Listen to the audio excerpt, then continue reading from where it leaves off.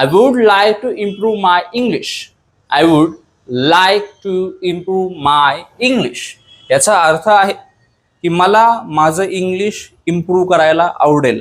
माझं डिझायर आहे, माझा प्रिफरन्स आहे, माझा चॉईस आहे काय की मला माझं इंग्लिश इम्प्रूव्ह करायला आवडेल. जर मला कोणी जर शिकवलं, मला जर कोणी शिकवायला तयार असेल, मला जर कोणी ट्रेन करायला तयार असेल किंवा हेल्प करायला तयार असेल तर मला नक्कीच निश्चितच माझं इंग्लिश इम्प्रूव्ह करायला आवडेल. ठीक आहे. आता ही जी कंडिशन आहे किंवा हे जे सेंटेन्स आहे ते फर्स्ट कंडिशन वरती बनलेलं आहे. वुड लाईक, प्रिफरन्स किंवा डिझायर. ठीक आहे. म्हणजे माझा चॉईस, माझी प्राथमिकता किंवा माझी इच्छा शक्ती.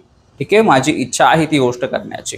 आता अशा प्रकारचं सेंटेन्स बनवण्यासाठी तुम्ही काय करणार आहात, सेंटेन्स स्ट्रक्चर काय असणार आहे आपलं, तर सुरुवातीला आपण ज्या व्यक्तीबद्दल बोलतोय तो व्यक्ती सुरुवातीला येणार आहे. ठीक आहे. त्या व्यक्तीचा, त्या पर्सनचा उल्लेख करा एकदम स्टार्टिंगला, बिगिनिंग मध्ये सेंटेन्सच्या.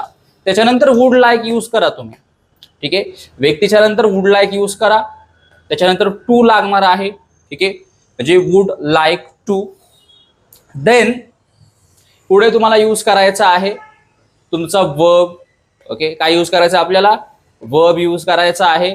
आणि देन जे काय एक्स्ट्रा डिटेल्स आहेत त्या तुम्हाला पुढे यूज करायच्या आहेत. ठीक आहे. व्यक्ती, वुड लाईक सोबत टू.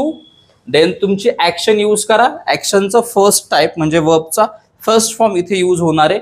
व शेवटी तुमच्या येथील एक्स्ट्रा डिटेल्स पुढे. फाईन. आता आपण पुढचं वाक्य बघूया. She would like to become a doctor. She would like to become a doctor. याचा अर्थ आहे की तिला डॉक्टर बनायला आवडेल. तिला डॉक्टर बनायला आवडेल.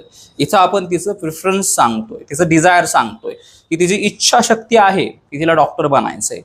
आणि जर तिचं म्हणजे सगळ्या गोष्टी त्याच्या जुळून आल्या तर निश्चितच तिला जे येते डॉक्टर बनायला आवडेल. फाईन. पुढे. We would like to start. मित्रांनो, हा संपूर्ण व्हिडिओ मी आपल्या एंगवर्स इंग्लिश अकॅडमी या यूट्यूब चॅनलवर अपलोड केला आहे. पूर्ण लेक्चर पाहण्यासाठी आत्ताच यूट्यूबवर एंगवर्स इंग्लिश अकॅडमी सर्च करा आणि 30 डेचा फ्री इंग्लिश कोर्स प्राप्त करा.